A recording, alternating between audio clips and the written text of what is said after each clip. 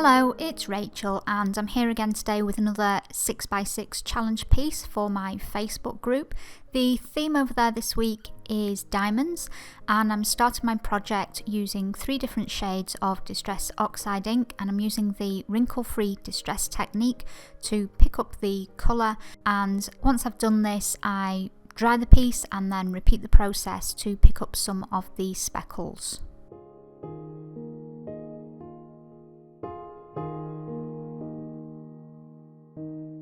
To give the piece a more vintage feel, I'm using a regular distress ink now. This is the colour Gathered Twigs, and I'm applying it to the piece using a piece of Ranger cut and dry foam.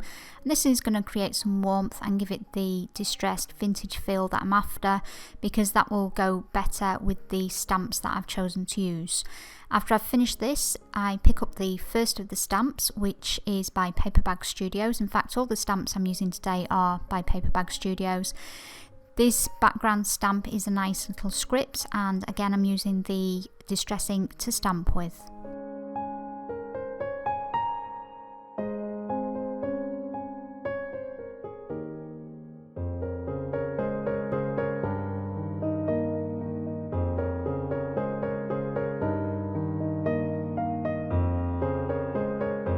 I've decided to add some patterned paper to the piece. For this I've chosen some text paper by Basil Basics.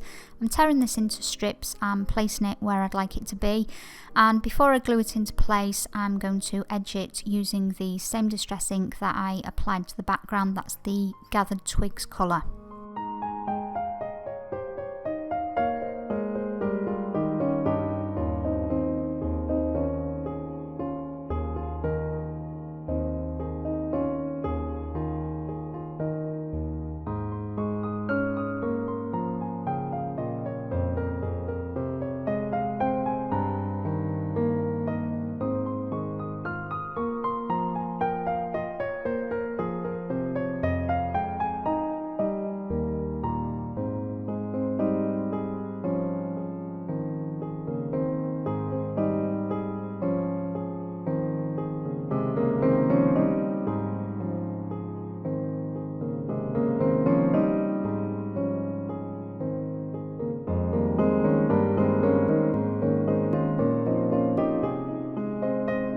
For the focal image on my piece, I've chosen to use another stamp by Paperbag Studios.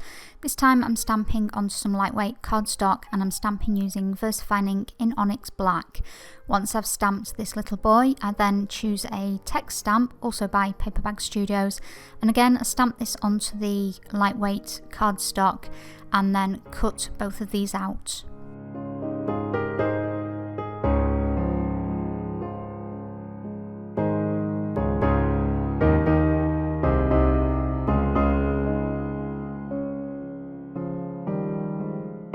The next step is to edge my text, and as you can see, when you stamp the text separately you're able to spread it out and place it exactly where you want onto your piece, so that can work well with your composition if the style of the text and the placement of it on the stamp is not exactly where you want it to be. Again, I'm gluing these elements down just using a regular glue stick, and the reason I opted for this is because I chose distress inks for my background and they react with water, so a liquid adhesive can cause some problems with this kind of background.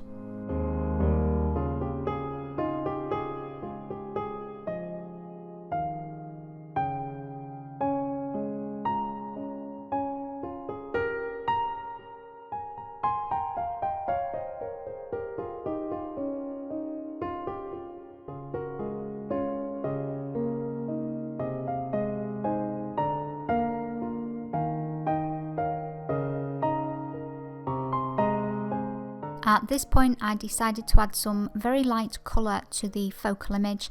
For this I've chosen one of the colours that I used in the background, but this time it's the regular distress ink because this is going to give a transparent finish so that you can see the lines of the stamp underneath it.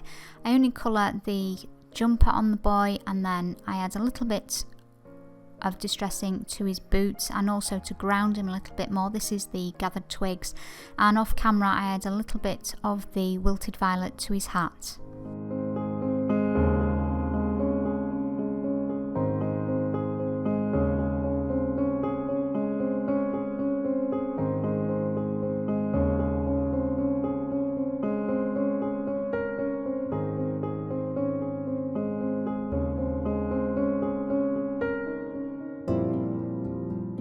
And now to add my diamonds to the page, since this is the theme for this week, I've chosen a Tim Holtz diamond or harlequin stencil, and I'm using some Liquitex light modelling paste. I'm not going to add any colour or paint over the modelling paste, which often I will do. The colours from the distressed background, because they react with anything that has any moisture in it, some of those colours are going to come through, so it's not going to be a bright white finish, and once it's dry it does take on a little bit of those colours, and I'm quite happy with the way that it finishes.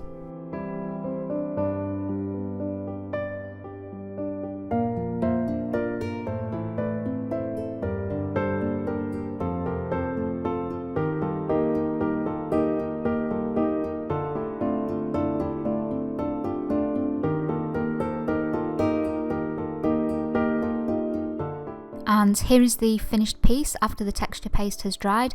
As you can see, the colours from the background, including the text, did come through the texture paste, and I was very happy with how it turned out. That's exactly what I was hoping to achieve.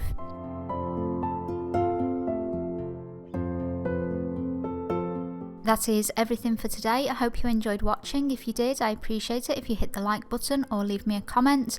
If you're interested in taking part in the 6x6 challenges, there is a link to my Facebook group in the video description, and there's also a link there to the full product list used in today's project.